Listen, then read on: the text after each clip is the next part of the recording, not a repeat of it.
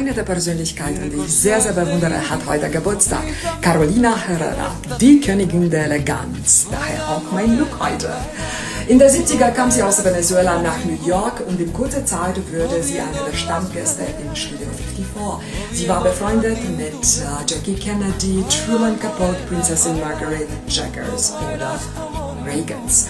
Jahrelang stand sie auf der Liste der bestbekleideten Persönlichkeiten ihrer Zeit, bis sie 1981 ihr eigenes Modehaus gründete. Von Jackie Kennedy bis Melania Trump über Hollywood-Prominenten, alle haben ihre Kreationen getragen.